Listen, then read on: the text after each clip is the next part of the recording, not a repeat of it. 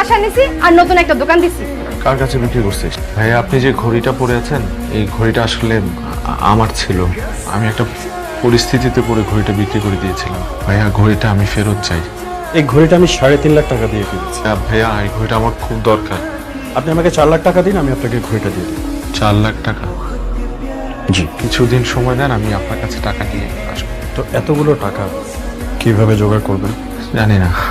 আপনার জন্য আমার কাছে একটু অফার আছে। কি করতে হবে আমার? আপনাকে একটি কিডনি ডোনেট করতে হবে। কিডনির বিনিময়ে ঘড়ি আর 1 লাখ টাকা ক্যাশ। কাউকে কিছু বলার দরকার নেই, শুধু যাবেন।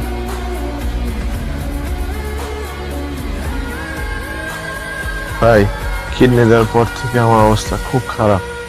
আপনি অপারেশনের আগে ঘড়ি চাইলেন, ঘড়ি দিয়ে দিলাম। টাকা পয়সা কিছুই চাইলেন না। এখন আর টাকা পয়সা চাইলে লাভ হবে নাকি ভাই?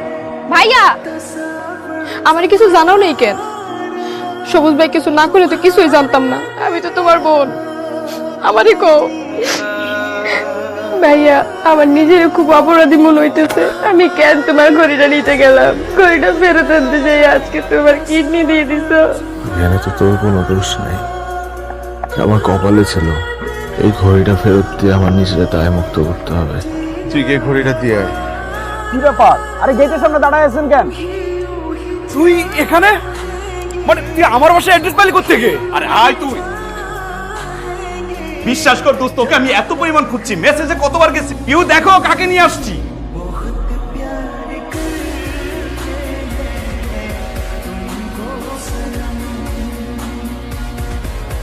এ হচ্ছে রঞ্জু, আমার সবচেয়ে কাছের বোন।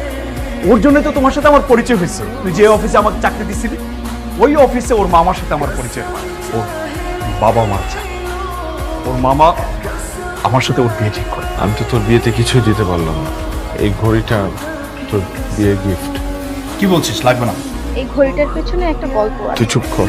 না, আজকে আমি চুপ থাকবো না। আমি যখন বয়ফ্রেন্ড দিয়ে বিয়ে করবো বলে পালিয়ে আসি, তখন ভাইয়া আমাকে এই ঘড়িটা দেয়। আমি ঘড়িটা বিক্রি করি, 3 লক্ষ টাকা পাই। কিন্তু ভাইয়া এই ঘড়িটার বিনিময়ে একটা কিডনি হারিয়েছে। কি দোস্ত? এই ঘড়িটা ভাইয়া ওনার গার্লফ্রেন্ড দিয়েছিল।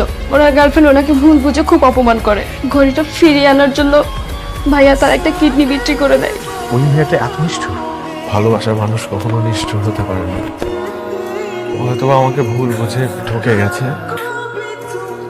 এই ঘড়ি কিন্তু জেমস বন্ড পরেছিল। ভালো থাকিস। আসি। আসে মানে? আপনারা ভালো থাকবেন।